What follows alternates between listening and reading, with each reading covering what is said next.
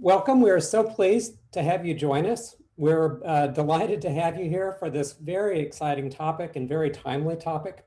So today we'll be talking about artificial intelligence in education, something that I think many of us find fascinating and in some ways exciting in a way that we've never noticed before. This is a kind of technology that's really just beginning to make its way into every aspect of our lives, but in particular, the classroom. Next slide, please. So this webinar was put together by many people. There are more people here than we have time to introduce, but I just want to tip our hats to everybody that's here that you see on the slide. Digital Promise is an organization that makes these kinds of events happen. We particularly want to welcome teachers and practitioners who have taken the time to join us today. We know this has really been an extraordinary year for all of us, and we very much value the work that you do. Next slide, please. So I will introduce myself. I'm James Lester. I'm a faculty member in computer science at North Carolina State University, where I direct the Center for Educational Informatics. I've been working on AI applications for education for more than a quarter century now. It's hard for me to believe. The world has changed so much in these 25 years. When I began this work, people were really curious, what did it mean to do AI for education? And now I think many people have realized the significant benefit that we can really experience if we can figure out how to really harness these technologies to help people learn. AI technologies are really interesting. My particular lab works on a collection of projects that span interactive narrative, affective computing, which is computing about emotion. We do this for many different student populations, K-12, we do it for higher education and lots of training applications as well. But what we really are seeing is not just the sort of opportunity for introducing intelligent applications into classrooms, but really the demand for it, because now there's starting to be some appreciation for how it can really kind of fundamentally change how education happens. Next slide, please. So today, we will be hearing from some interesting folks. We'll wrap up the welcome and overview in just a moment. And then we're going to see some researcher and some developers and some practitioner perspectives on AI. And then the part of this that I'm particularly myself looking forward to, a panel discussion that I think is just going to be fascinating. Then we'll turn to what's next, and we hope that you can join us afterward for a Twitter chat. Next slide, please. Today we have a set of really terrific panelists. Diane Dorsch from Digital Promise, Cindy Mello-Silver from Indiana University, Kylie Pepler and Emily Schindler from UC Irvine, and Sarah Hampton, who is a secondary math teacher. Next slide, please. This webinar, and actually this collection of webinars, this is the third in a series, is very much the result of a fascinating meeting that was held last June. So there was a two-day convening where a collection of AI experts, principally those who focus on AI technologies for education, had a deeply interesting conversation about the future of learning. How is AI going to change how people learn? How is AI going to change how we educate our youth? Next slide, please.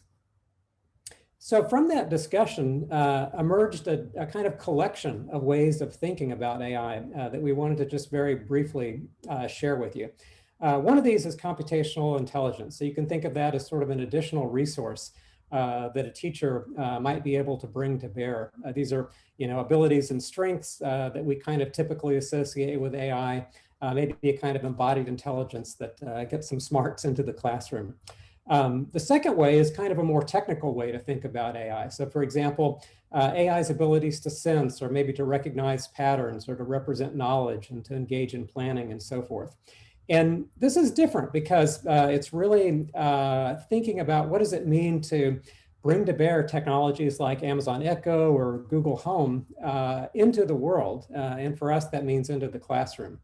And then finally, the third definition, which is really AI as a toolkit. So If you think about it, AI can be used as kind of a collection of tools, a suite of tools that can enable us to envision the future of education. And this is really exciting because you don't want to just sort of think about AI itself. You might want to think about what's kind of the mirror image of AI, which is IA, intelligence augmentation.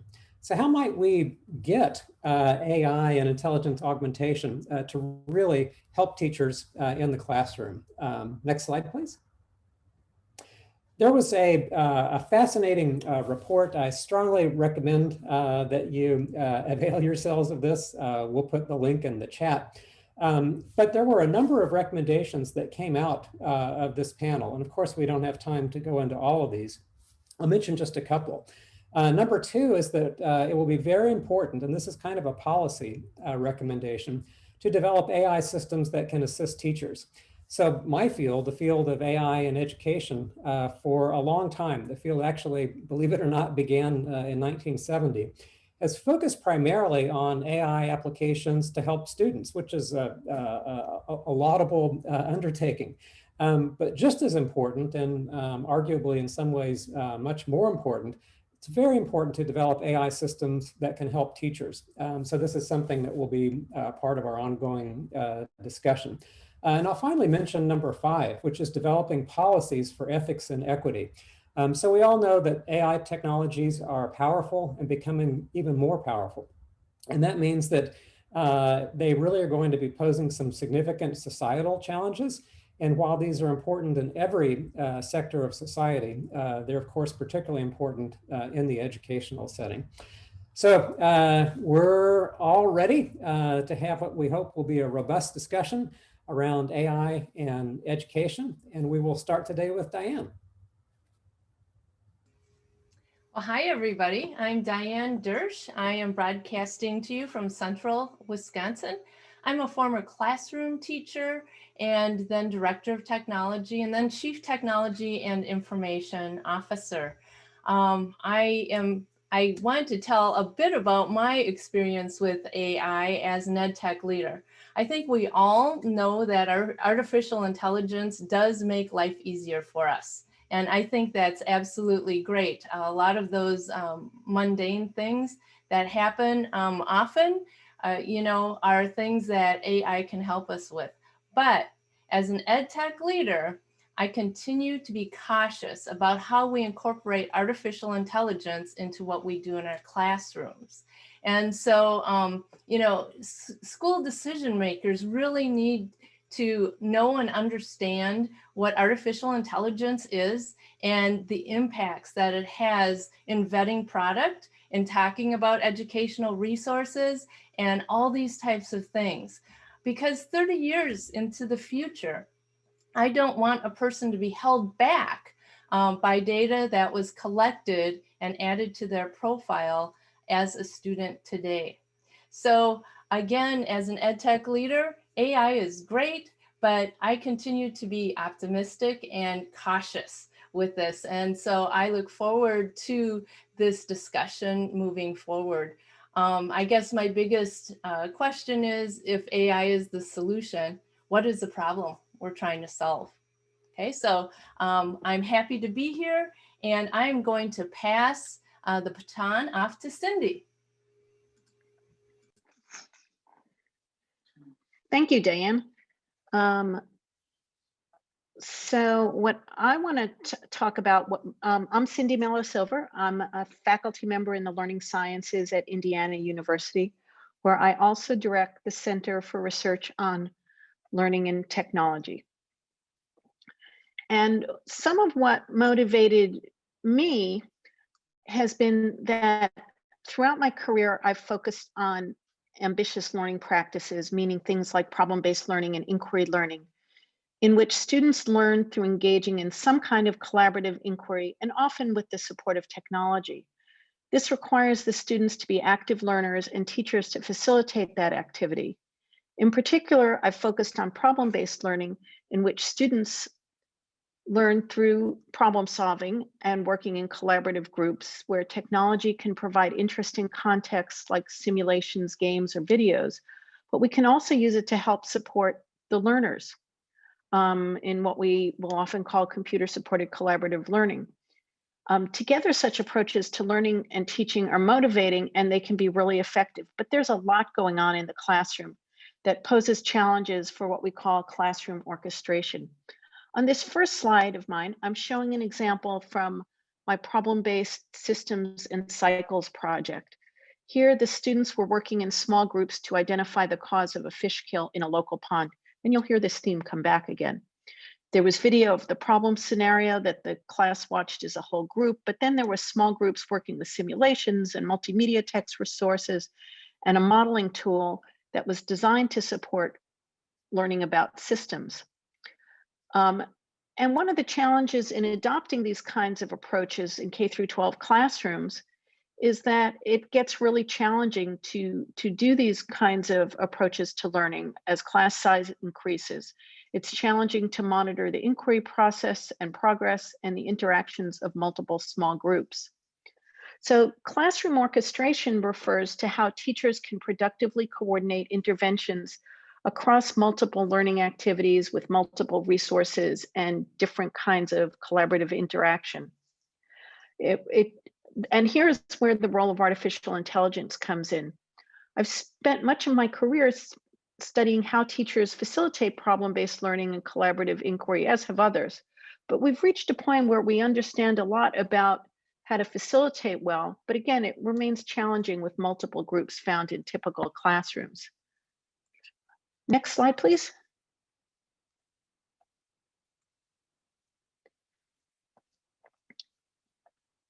So my own thinking about how AI can be used is to provide a system of supports. So what can we do to support the students directly based on what we know about expert facilitation? And how can we help the teacher help the students? In other words, what kind of tools can we build to support classroom orchestration, and how can AI help? This slide shows some screenshots of the Crystal Islands Eco Journeys game, in which students work in collaborative groups to solve the problem of fish kill on a tilapia farm in the Philippines. So I said the fish kill would come back. Students take on different roles in the game as they gather information to solve the problem and move between individual and collaborative spaces. We can provide some direct assistance to the students, but we also want to be able to provide information to teachers before, during, and after students are engaging in inquiry.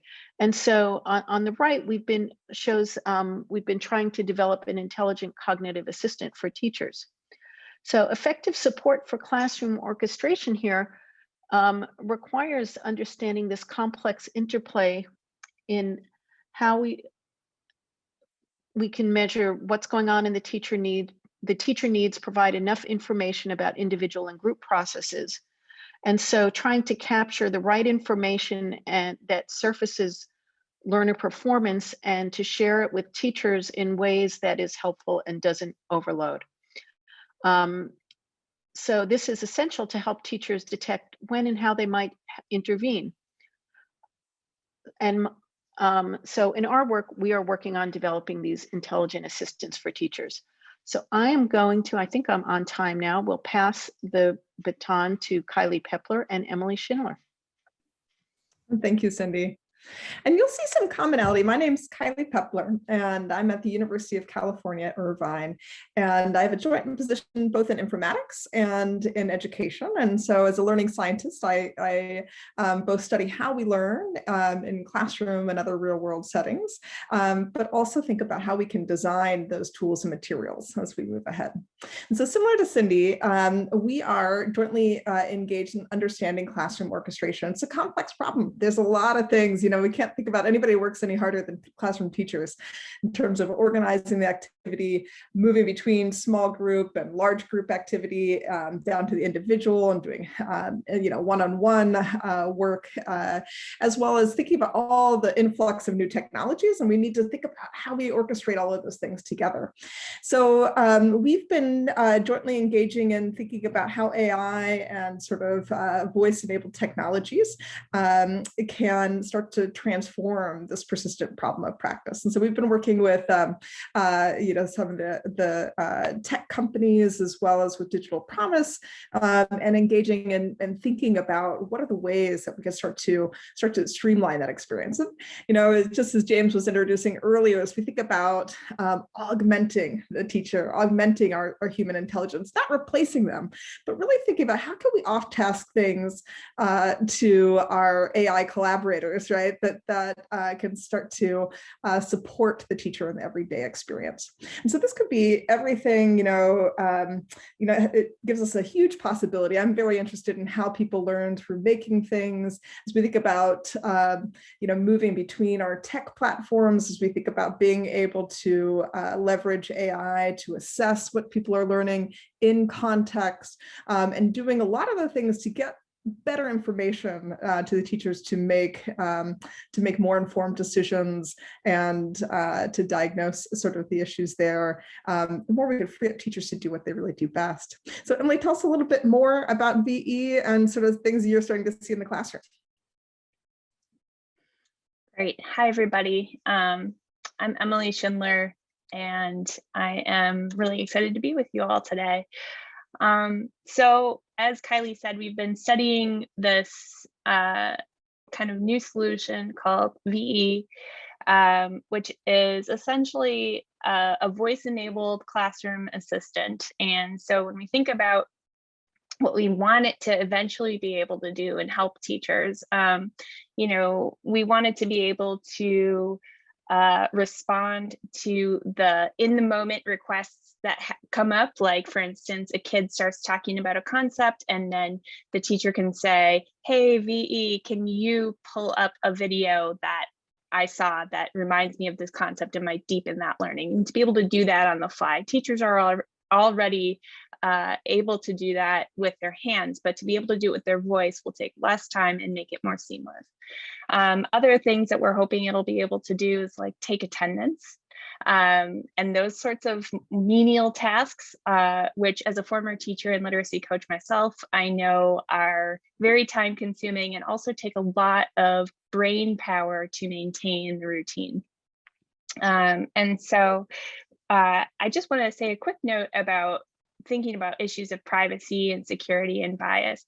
Again, as a former teacher and a former English language arts teacher who, really adopted critical literacies thinking as part of my pedagogy, I am very skeptical of educational technology in general.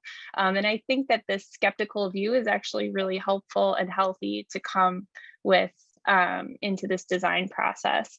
The reason is that it helps us partner with companies like, one of the ones that we are partnered with right now, which don't build their company structure around data, around selling data, I should say. And further, are so invested in a participatory design process where they engage educators, practicing educators, that they understand that not only are they drawing on educators for their expertise in teaching, but also their expertise when it comes to maintaining and respecting the privacy of their students, which is something they have to do as part of their job. And so, I've learned along the way that the technology itself is exciting, but what's more exciting is what it tells us about what we believe and think about what teachers do. How is it that the design itself instantiates how teachers practice? So with that, I will pass it off to Sarah. Hi, and thank you. I really appreciate that perspective. We're going to talk a little bit about that as well. I'm Sarah Hampton. I'm closing in on 15 years as a math and science educator in Southwest Virginia. I've also been a member of Educator Circles since 2016, and I've really been interested in educational technology since day one. The school that hired me didn't actually have a classroom for me, and at the time they had 2 smartboard labs. And because they didn't have a classroom for me, I ended up with one of the smartboard labs as my classroom. So from day one, I was trying to figure out how to partner with technology to give my students a more meaningful learning experience. In addition, my husband's a programmer. His last position was doing language translation with machine learning. So conversations around technology and artificial intelligence specifically have been frequent in our house for years now. And as I've more formally been reading about it and mulling it over with educator circles, I've kind of come up with 4 themes that are I think are really important and that I would like to advocate for as artificial intelligence becomes more prevalent in education. Next slide, please. So my first perspective is that I really want to see tools that are co-designed with teachers. You've heard some researchers talk about participatory co-design, and I'm a huge advocate of that. Teachers have this priceless on-the-ground knowledge, this really pragmatic understanding of what it means to teach and learn that you just can't replicate in a lab. And so I really want to honor that by bringing them on the ground level as you're designing your software tools. If you're a developer or researcher, please incorporate teachers from the first step of that, because their bird's eye view of what's happening in the trenches, so to speak, combined with your expertise in how people learn and how to design great software would just be a powerhouse combination. The second perspective that I have that I really want to advocate for is this idea of intelligence augmentation instead of artificial intelligence. So I want the focus to be on empowering the humans in the room and not the focus to be on the technology. As I've learned a lot since that day one of the themes that keeps coming up is if it's just about the wow factor, it's probably not helpful long-term. So it can't be a gussied up pencil and paper. It has to be a technology that delivers an experience more effectively or efficiently than you could possibly have without that technology. And so in all ed tech, AI, in addition to this, those are the types of things that I would like to see. As a teacher, I make thousands of judgment calls on a weekly basis, and I don't want the tool to try to make the judgment call for me. What I want the tool to do, and as Cindy talked about orchestration, or if you read Kenneth Holstein on co-orchestration, I want the data to give me better information at critical times so that I can better do my job, that I can facilitate more effectively. So I want it to augment human intelligence and impact. I also am super excited about the power of AI to measure things that I consider to be much more important. And again, I believe it was Cindy that talked about this when she called it, I loved it, so I wrote it down. I think she called it ambitious learning practices. And those are the things that I really want to see my students do outside of school. My content standards are great. I love math. I want my kids to be able to do math. But more than that, I want my students to be great collaborators, to know how to engage in dialogue in order to do inquiry and critical thinking. And these are the things that kind of transcend all subjects. And no matter what careers they go into, these are the things that are going to be important. And you know as well as I do in education that what's measured becomes what's prioritized. And so if we can get AI tools that might help us prioritize and measure these broader, deeper competencies better, then I think those will be the things that start gaining more value in the classrooms. We know they're valued as people. I know teachers all the time that say, you know, this is more important than my content standard today, and so I'm really gonna focus on this aspect, and that's great. The problem is it's not incentivized well enough with the current structure of assessment. So that's one area that I would like to advocate for. And then last but not least, I would like to see AI tools that engage and support all learners. I realized I wanted to be a teacher when I worked with AmeriCorps, and I worked in a program called Energy Express. It's a nutrition and literacy program for rural, low-income areas in West Virginia. And I was actually able to work with some students of mine, and I saw the systematic disparities there. And so what I would like to see is technology that, instead of broadening that gap, I want to see technology tools that actually help close that gap. And I think that because AI is so powerful, it has the ability to do that, but we have to be judicious about how we select it. And so now I think we're going to engage in some discussion about this. So we'd like to thank all of our presenters. So much food for thought here. It's particularly interesting considering that when this new technology appears on the horizon, that we suddenly have to think, how is it really going to affect the learning experience? How is it really going to affect the teaching experience? So we'll now go into the panel discussion, and we'll start with educators. So our first question, is how do these particular examples of AI, for example, cognitive assistance for teachers, the voice-enabled classroom assistant, how do they really fit into the larger ecosystem of learning environments? And Sarah, would you like to go first? Absolutely. And we kind of touched on this a minute ago, but it really comes down to this idea of orchestration. So as the students are working on different tasks, and the role of the teacher may be to, directly deliver some information, but more often it's going to be to facilitate. And so as a teacher, if I can have a tool that gives me better information about when to intervene. So for example, with traditional software, it may have just had a canned response when a student incorrectly missed something. But with an AI empowered tool, it might give me, the teacher, on my dashboard, hey, 3/4 of your class is missing this concept. You may want to pause the activity for a moment and intervene. And so I can see with the orchestration how that would be very beneficial. Thanks. Diane? I really like what we're discussing here regarding empowering the teacher and building efficiencies within the classroom. Because I was a classroom teacher and I know all the different things a teacher has to do, right? I mean, there's just a lot going on in a classroom full of students. I had a friend who once said, the teacher is the best app. And I still believe that it's the human that is the part that needs to always be involved in the education of our students.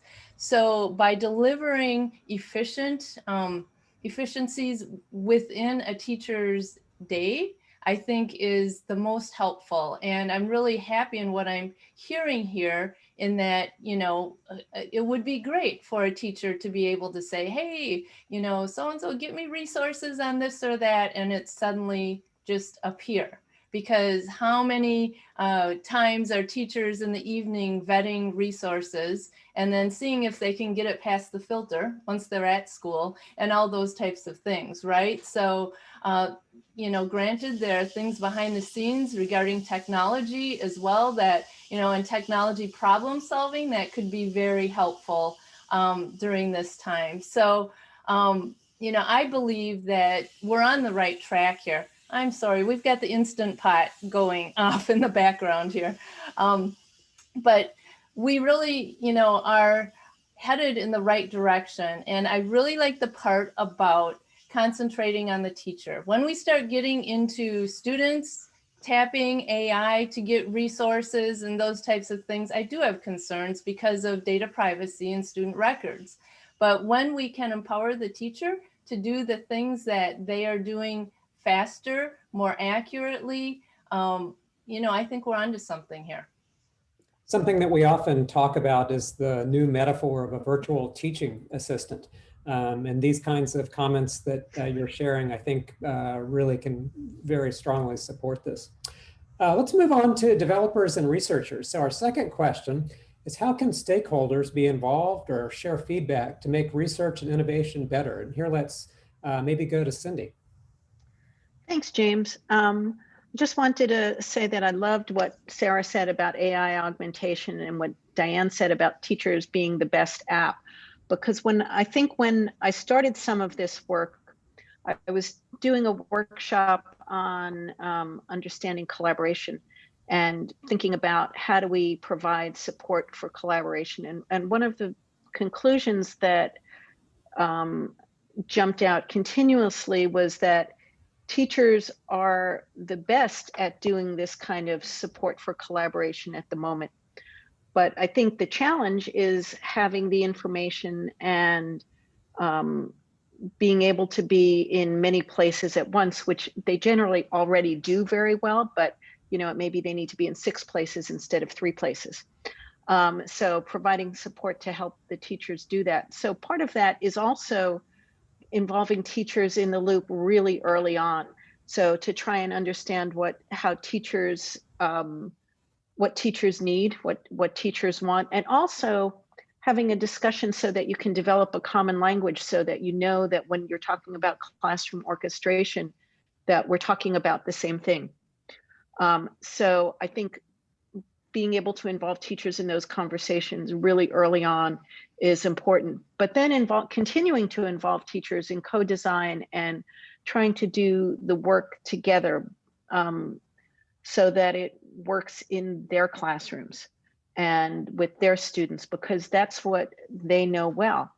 And we need to develop this shared understanding and running, as we try to think about what we're hearing about design, also getting feedback at steps along the way.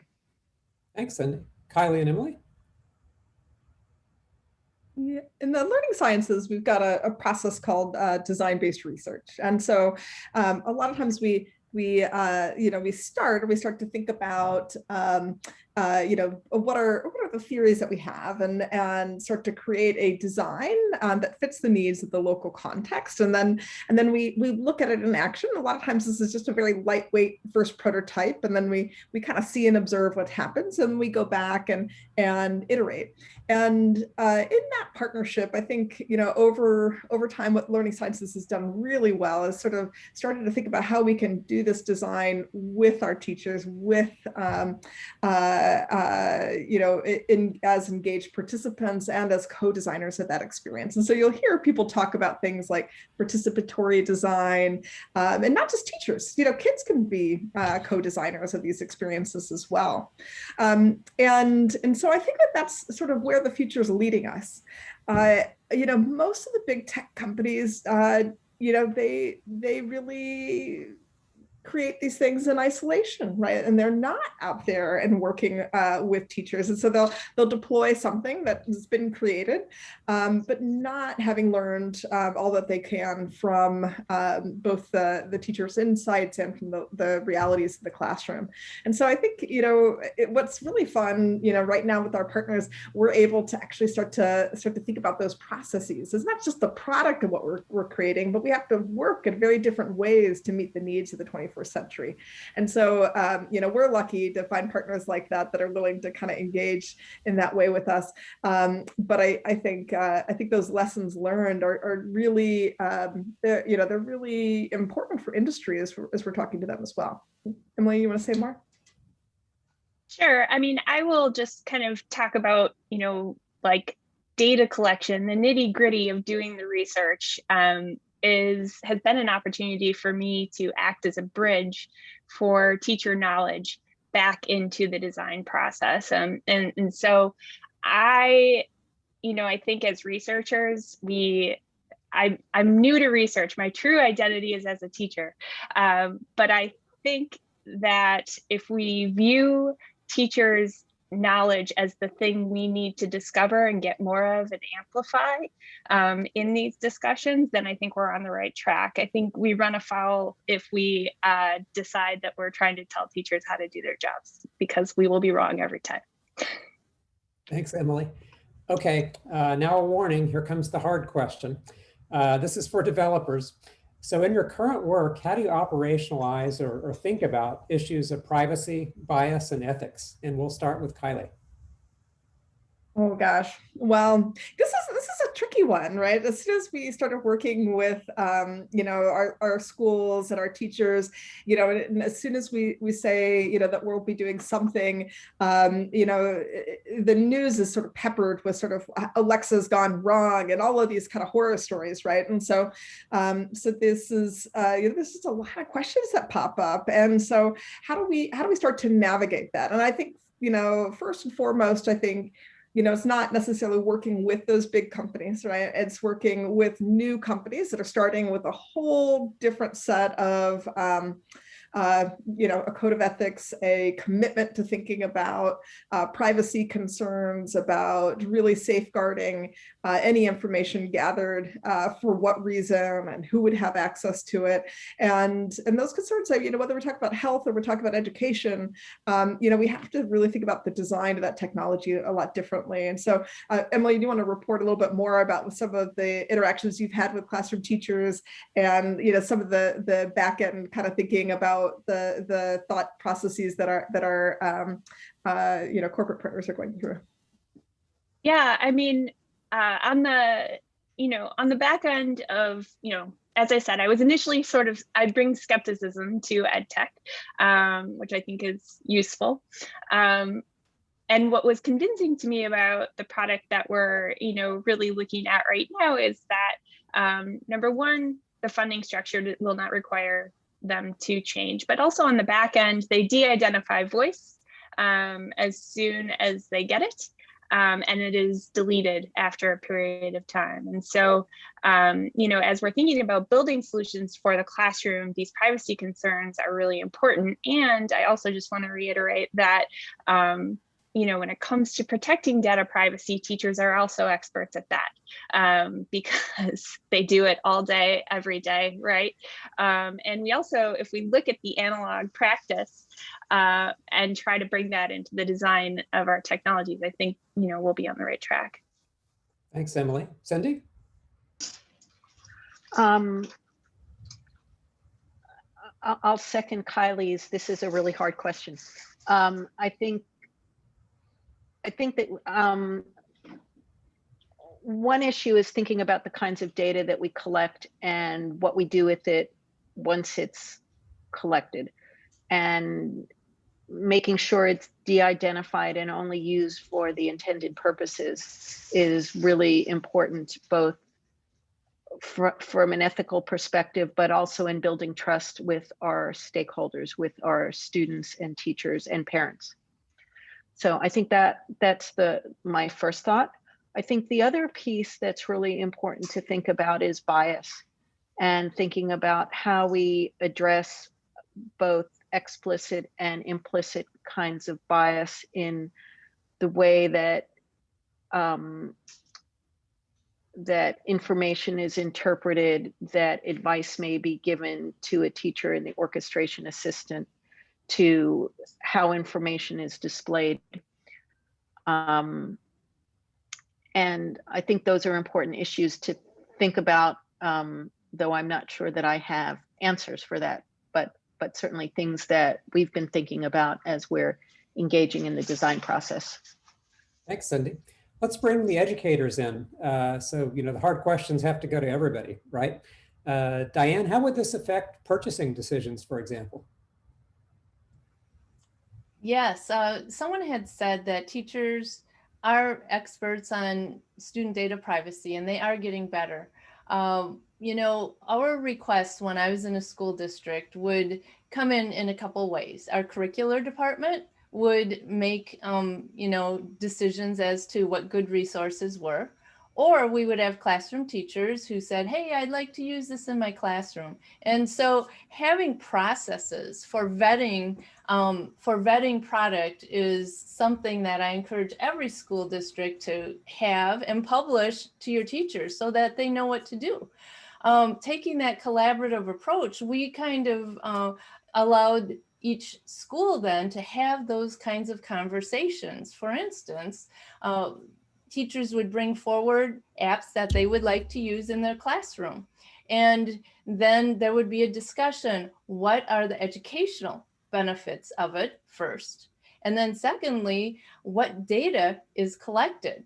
Okay, through this process, we actually had teachers who, we had a teacher who had requested a bowling app because it could help kids with math, right? You do a lot of adding in bowling.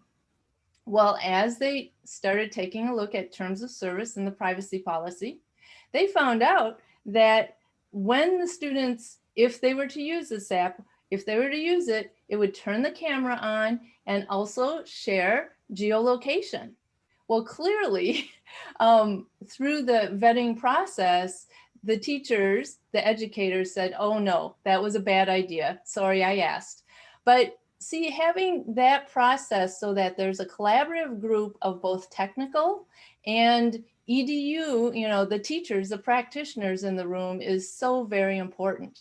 Now, up at the final vetting level, number one, I always worked as Chief Technology and Information Officer. I worked very closely with the curricular department as well as our legal counsel, because again, she was pretty versed on, student records and all these things that de-identified versus not versus identified in those things. But asking those critical questions in the vetting process is important. And when you have AI-based products, I talked to one of my data scientist friends, and she said, first of all, this is interesting. With machine learning or predictive analytics, we're using history to predict the future. And should we always be doing that? Or should we be rewriting history in a better way? But we should ask, was AI run on a diverse set of people? Because studies show that there is bias, and you've all talked about that. How about what happens when a false positive or negative happens on a person? How can they get rid of that? A machine mistake. And she also said, ask for what feature sets, when they ask for feature sets or work with feature sets, what attributes are they feeding into the model to gather this data as part of the artificial intelligence pool? And so I think those are really good questions that on top of our app vetting process, now we need to add this other layer of what's happening to the data, and is it being used to do these backside calculations that are going to feed into some other things that could impact a student's future. So. Absolutely. And the complexities that are really part of every aspect from the algorithms all the way down to the data are just enormous. And it's challenging for data scientists, it's challenging for educators, it's challenging for the computer scientists. It really takes all of us to solve these kinds of problems. Sarah, I wonder if you have thoughts about ethics for adoption. I do. An attendee asked what kinds of questions would we do to vet it? And here I think is the most important question I would ask if I was on a technology team that was assessing new tools. I would want to know, how is the company funded? And again, I think Kylie and Emily talked about that. Do they sell the data they collect? How is the data safeguarded that they do collect? And then to piggyback on what Diane said, what was the training data like for the AI? And here's where you need somebody that has some technological expertise. They need to know and be able to understand, what the developers are telling them. Was the AI sufficient in volume and diversity? Has it had adversarial training? That means, did you run it up against people who are deliberately trying to break it? Because if kids are so smart, if they can find an easier way to get out of what you're trying to have them do, they will find it. So if you haven't run it through adversarial training, then your middle schoolers are going to absolutely destroy your AI model. Okay. And then I would also ask, what was the goal state when the AI was produced, and what was the fitness model like? Or what was the fitness score? How did they rate it? Whether their model was meeting up to the goal of how it was designed. So, you have to have some technical expertise in that. And I appreciate the value that you're placing on educators, all of the panelists. But I would also say, I don't feel like I'm an expert in privacy. And I would like someone who's more knowledgeable about legal matters to come and safeguard me. I don't want to make that decision on my own. So I would actually really appreciate some policy at a higher level than me as the classroom teacher that's doing some back-end vetting for that. And I do sympathize with you developers who are creating these, because we are, as educators, going to hold you accountable to make sure that your AI models are meeting, we're going to be rigorous. We should be rigorous, because these are children that we're working with, and our job is in loco parentis. We are in place of their parent while they're at school, and so we have to hold you to a high standard. And I know that makes your life difficult. My husband's a programmer, I get it, but this is something that's worth it, and we're not going to budge on it. Another thing that I would say from a different aspect is, was it developed in collaboration with teachers? Again, I mentioned that. And then also, has it been tested on a context similar to your own classroom setting? Because we know that AIs are really good with narrow problems, but they're not always flexible. So if it hasn't been tested on a classroom environment similar to yours, that doesn't necessarily mean it's going to work for your classroom context. So those are some of the more technical questions I would probably ask to evaluate a tool. Fantastic, thank you.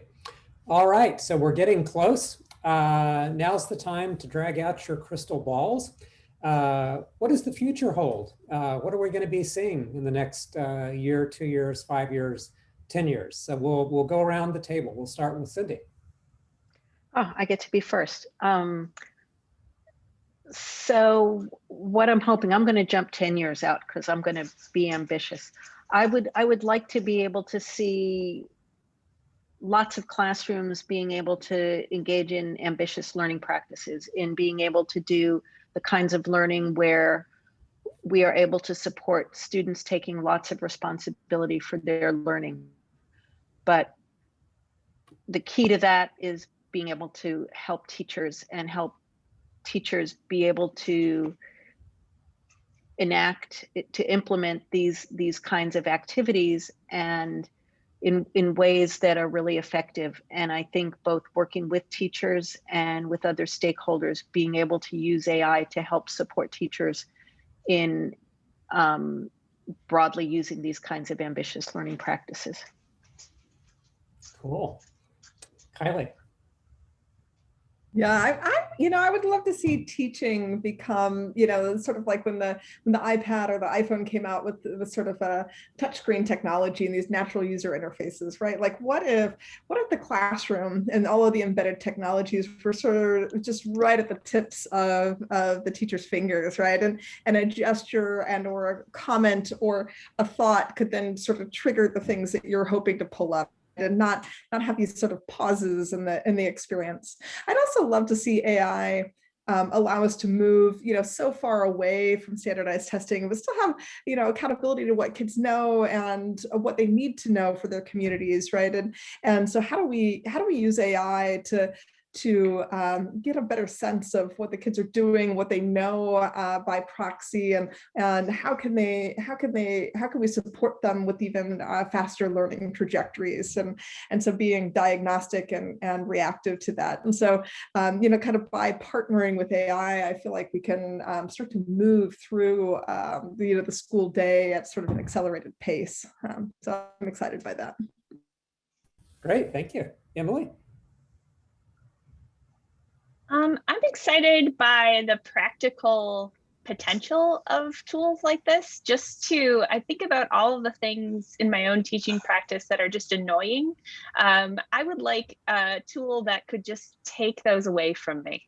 And so maybe that is just a fever dream, but I'm hoping for that. I'm also hoping to be able to bridge all the distances that exist, all the silos, between research and practice, between different types of learning environments, right? Like, how could we, get a connected STEM ecosystem going, for instance, using AI? So those are the sorts of things that I'm excited about. Thanks. Diane? Learner agency. I think we've all seen or been a learner ourselves where we did not stop to eat. We did not get the recommended amount of sleep or anything like that because we were so into a project. We were so into learning and doing.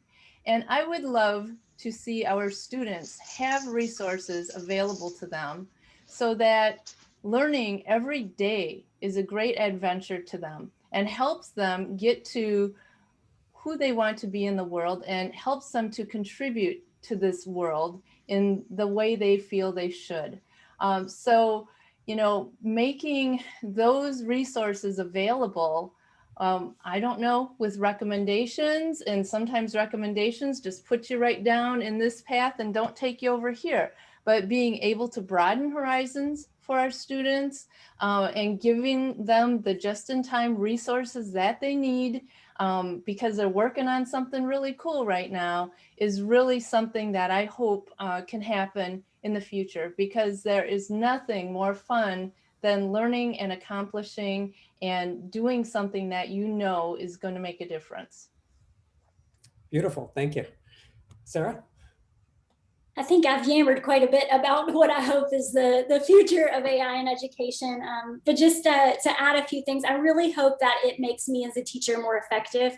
that it gives me better tools at better times to help me do my jobs better. And then a couple of our attendees have talked about personalized learning and deep learning. And actually, I think these are two areas where AI can really help. Nicholas, I think it was you. I totally agree. If it's going to be high quality, it usually takes time and effort. So I'm not suggesting that this could alleviate a huge time burden or effort burden, but I really think because we can start to track these things better, as I talked about before, it's just a truth in education that what can be measured is what gets prioritized. So at least if we can start to track these things a little bit better, then maybe they will be seen as valuable and they will be rewarded as such in the educational setting. So I hope that that's where it leads us. And like many of you have mentioned as well, you know, it's coming for sure into the educational setting. There's no doubt about it. But I do hope that we have the right people in place that can be cautiously optimistic, but also a bit skeptical, so that we make sure that the apps that are coming into our schools are actually the kind that we want to have. Thanks, Sarah. So one of the things that we didn't touch on too much today is the fact that probably what gets taught in schools will be changed fundamentally because of the emergence of AI. So for example, the demand for students who can think creatively, who can problem solve powerfully, who can collaborate effectively, all these competencies are going to be increasingly important. And what we can do is use AI to help teach these competencies. So it's a kind of virtuous cycle. Let's zip over to the next slide as we wind things up.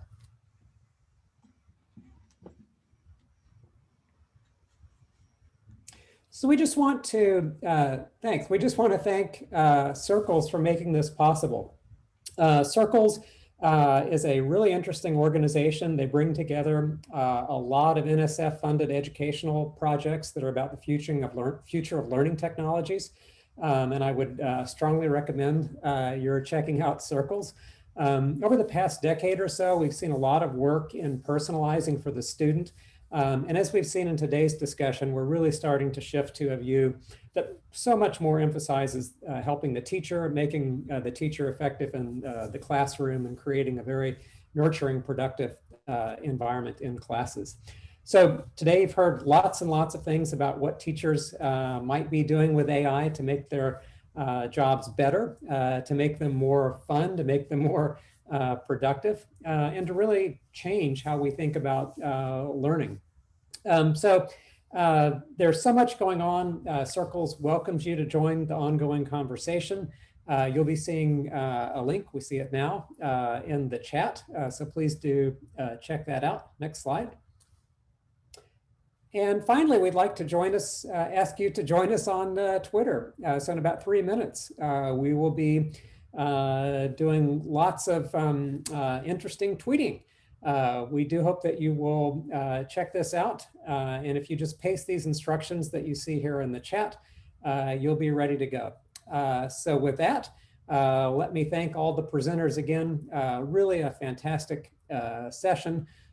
So much to think about, and what an interesting future we're all going to be having. Thanks again, and have a good evening.